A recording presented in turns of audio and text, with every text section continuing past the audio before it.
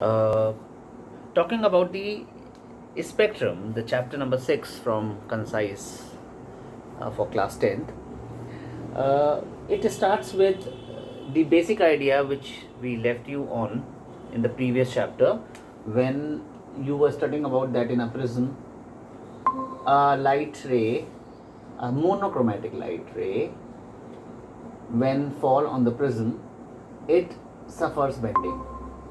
It tends to bend towards the base. It tends to bend towards the base. And this was now an old information for you because you have done the chapter on deviation through a prism. That is a ray of monochromatic light. Mind you, why I am insisting on a monochromatic, single color light. When a monochromatic light is incident on the prism, it bends towards the base. So if I zoom it a little and try to see, if I zoom it this particular portion and see, this portion. So this much portion, that is the ray of light is coming. See, I am zooming it and I am watching this. See, what could I see? I could see that a ray would have been traveled in this direction had this prism not been there. So it suffers a kind of a bending or a deviation from its path, and I call it as a deviation 1, del 1, deviation 1. But now because of this deviation, because of this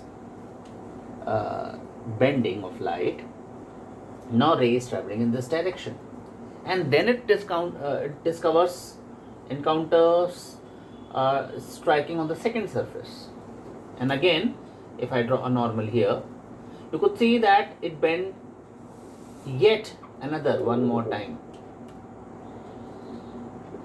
It would have continued its direction of motion in this had this surface not been there. So this is the second deviation which it is suffering, light, that is called del 2. So a monochromatic light which is traveling is suffering first deviation at the first surface and second deviation at the second surface. So in totality, if I want to see, I produce this ray backward, that is the emergent ray backward, I produce the incident ray forward, and I produce the emergent ray backward. What do I see? I see that this ray which happened to be going in this direction is now going into this direction. So this is the total deviation which has happened to the ray in the ray's life. This is the total deviation which has happened. And this deviation is actually the sum of these two individual deviations which have happened. If I zoom it a little more, you can see I'm zooming it a little more. This time I'm zooming it a little more and I'm paying attention to this triangle actually. You can see I'm paying attention to this triangle actually. The ray is going like this and ray is going like this. I am paying attention to this triangle now. Paying attention to this triangle, this dotted triangle now. You can see this dotted triangle here, isn't it? You can see that this is your del 1. This. While you can see this is your del 2. You can see this is your del 2, that means it would have gone into this direction, but it suffered a bending and it went into this direction. So this was your del 2, and you can see this del 2, that is this angle, is actually vertically opposite to this angle. That is, this angle is vertically opposite to this angle. So this is your del 2, and we call this as a del. That is total deviation. So by your knowledge about mathematics, the exterior angle of a triangle is equal to the sum of interior opposite angles. That is, this angle need to be equal to the sum of the interior opposite two angles. So by that knowledge you can say that del is equal to del 1 plus del 2. A very simple mathematical derivation can happen for this formula. Okay, We did all this in our previous chapter, and we also went on to learn that this deviation, that is the total deviation which has happened to the incident ray, depends upon the three factors. You did that previously, that it depends upon the angle of incidence at the first surface, and that U wala graph was made. It depends upon the angle of the prism. You learnt there in that chapter that how it depends upon the angle of the prism, and it also depends upon the refractive index of the material, which depended on the refractive index depended on the wavelength of the light. So in a way, this angle of deviation, just to revise with you, depends upon the angle of incidence, it depends upon the angle of the prism, and it depends upon the wavelength of the light which is falling. And we are going to focus exactly on that. That is, a monochromatic light of a certain wavelength is falling on the glass prism. What will happen if we change the color of the light? It changes from red to orange to yellow to green and so on. What will happen? So, to your surprise, you're going to learn something new right now here. That is, if this color moves from red to blue, that is, if a blue color light with the same angle of incidence is incident this time, to your surprise, you will see it will not trace the same path. It will bend a little more. It will bend a little more. Why? Because its wavelength is less. Wavelength of the red color is more than the wavelength of the blue color. Wavelength of the red color is of the order 8,000 angstrom, while wavelength of the blue color is of the order around 4,000 angstrom. And very clearly you can see that the wavelength of the red color was more than the wavelength of the blue color, and therefore, because the wavelength of the blue color was less, its speed of traveling inside the medium is less. So it has more impact. It suffers more impact of the medium. It bends more, for its refractive index is more. The bending is more for the blue color. And yet on the second surface, if you want to see here, see, what can you say about this angle of incidence? See, normal, and you talk about this angle of incidence. You talk about this angle of incidence, and then you see this angle of incidence. This angle of incidence is surely more than this angle of incidence, and therefore more angle of refraction will happen, more bending, further separation will happen. So the ray further separates out, and you can see that if they are allowed to fall on the screen,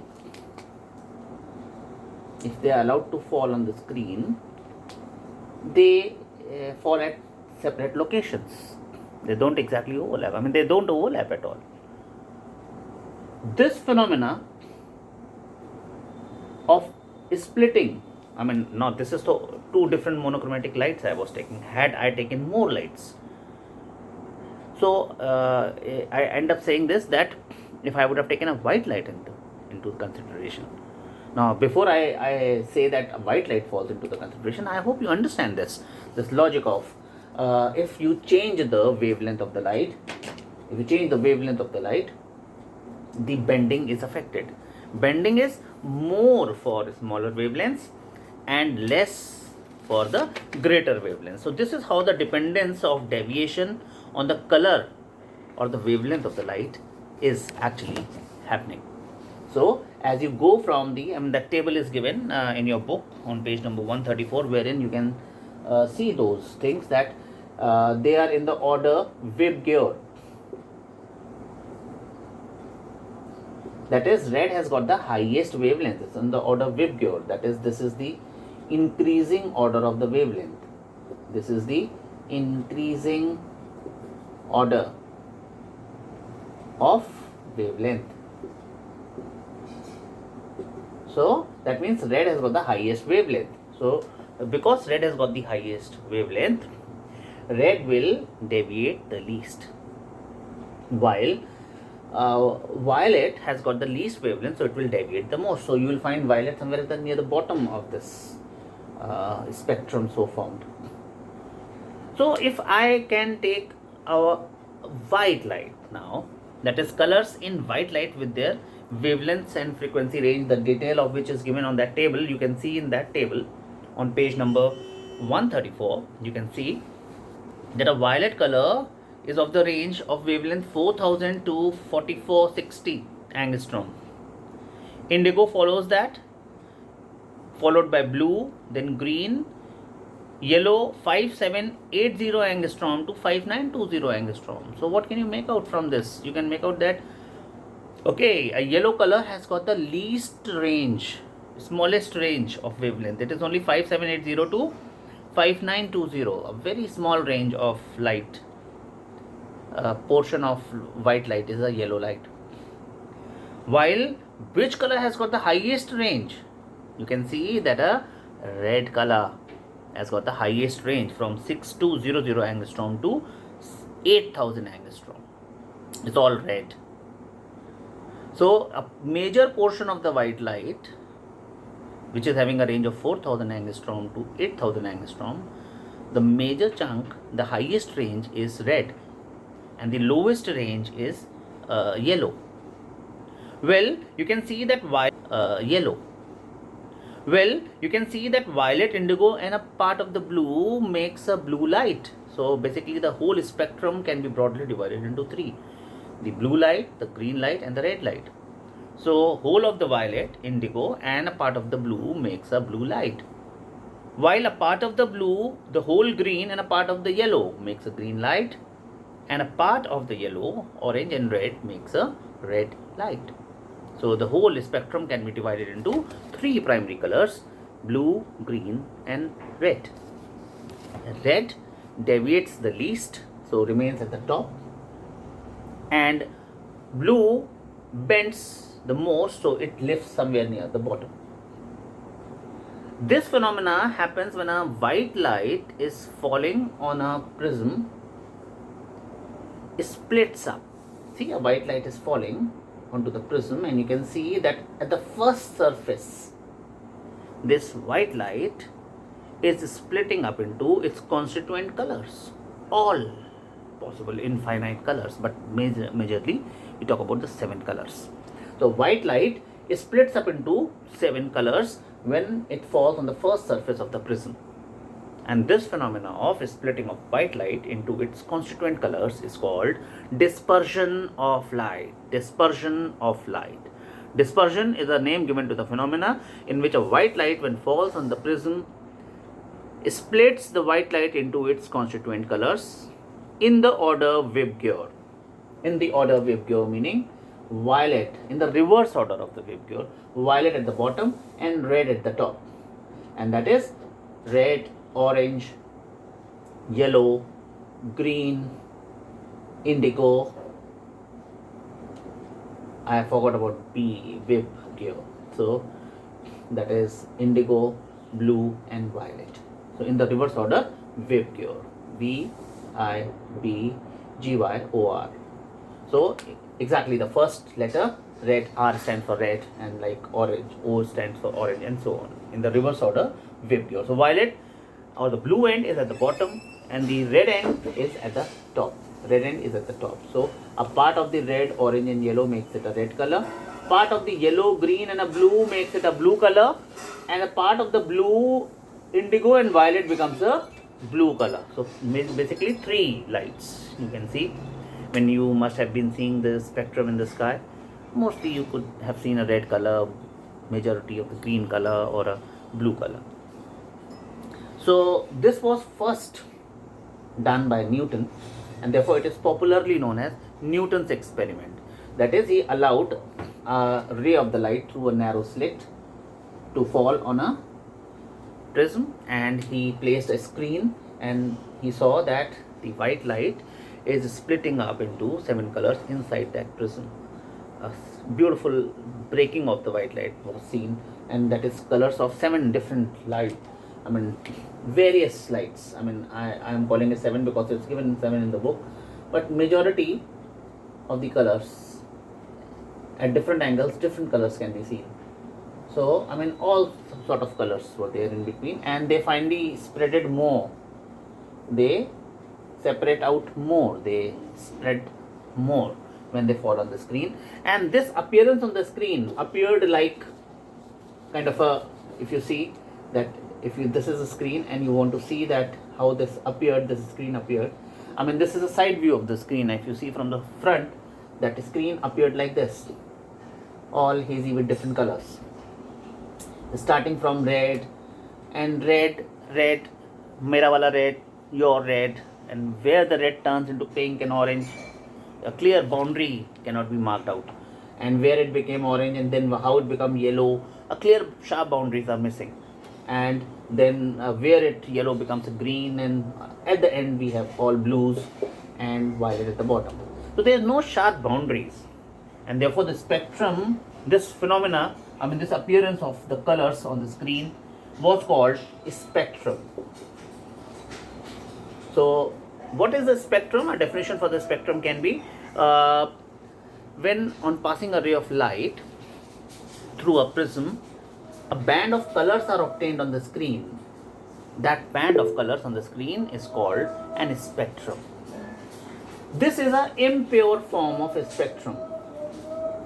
This is a impure spectrum, and you can also form a pure spectrum out of it if you use a spectrometer.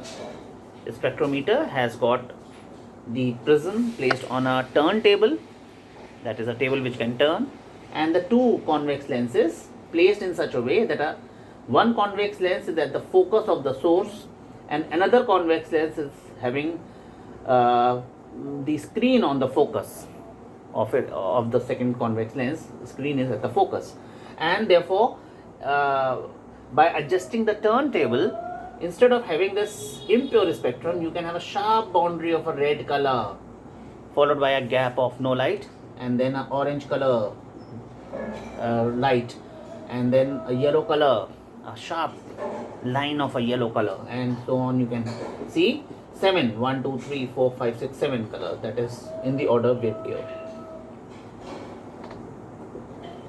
So a sharp clear-cut boundaries, a red color line is seen, orange color line is seen, and a blue color line is seen, and followed by a gap of no light.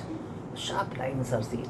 This is called a pure spectrum, and that can be obtained by the spectrometer, which is the details of which are not given in this book, so we are not doing this. Even the Newton's experiment is given a very less focus on, that is, this is given as a Newton's experiment. Well, this is a limited sense we are talking about a Newton's experiment, because you see what actually happened was when he broke this white light into 7 constituent colors, people become afraid of, my God, this is what is happening. First time they have seen different colors coming out of a glass. So they thought that Newton is kind of a magician, so he is doing some kind of a magic, and then they tried to threaten Newton to stop all this. The king had a support to the Newton. He said, no, continue, and please explain people as to why this is happening. So he said, this is a kind of a splitting prism, and he said that, sir, this prism is not producing colors actually. It's only separating the colors. It's called splitting prism or a separating prism. It is only separating what is mixed in the air. It is also called separating prism or a splitting prism. And I can show you that, Newton said that I can show you that if I put yet another prism here, one more prism here, inverted, then you can see that all these colors, when they fall on this prism, they follow a reverse action, and you could see this one white light again coming out. He said, I didn't do anything. So this was called a recombination prism. Recombination prism. He said that this white light which is split it into 7 colors, is no magic, it's science. It's done by a prism, by the action of refractions taking place and different colors traveling with different speeds, and they all combine by the reverse kept prism, and this prism he called as the recombination prism. And he showed that these two prisms put together behave like a glass slab. These two prisms kept together behave like a glass slab, in which a ray of light when falling goes laterally deviated, I mean a part of the light going in the same direction but with a certain displacement, with a lateral displacement. So he could say that, see sir, lateral displacement is happening. White light was going in this direction, it's going in the same direction but with a lateral displacement. So then people understand, and then they were okay with him and with his knowledge kind of, and therefore he is known as Newton, the Newton which we know. Otherwise he would have been a rebellion and killed. So many good people have been killed because of their knowledge was not understood properly.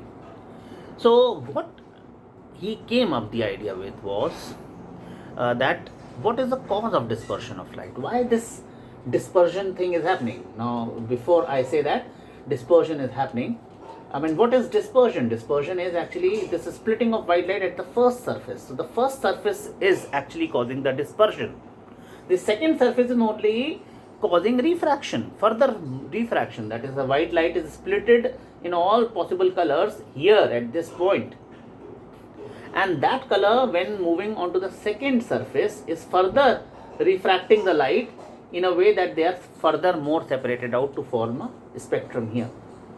So actually, what is the cause of dispersion? The cause of dispersion, the very first statement of mine, I told you that the cause of dispersion is the difference in the speed of light in a particular medium. That is a particular colored light in that particular medium. That is how red travels in glass, or how blue travels in glass. All the colors travel with the same speed in air. That is 3 into 10 to the power 8 meter per second. But different colors travel with different speeds in a particular medium. Whatever medium they are in, they travel with different speeds. Red travels fastest.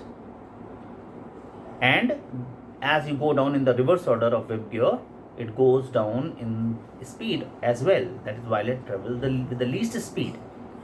And the one which travels with the least speed bends the most. And therefore, violet bends the most and red bends the least. And this is how they separate out, because they are traveling with different speeds. So their deviation is different, and when the deviation is different, their path is separated. And further, when they go onto the second surface, their angle of incidences are different for different colors. Eye is having a smaller angle of incidence because its deviation is less. Violet color is having a greater angle of incidence at the second surface because its deviation is more, and therefore they further separate out when they go out of the prism, and thus formulate the spectrum for you. So this is what is given in this section of concise physics in spectrum before the first exercise.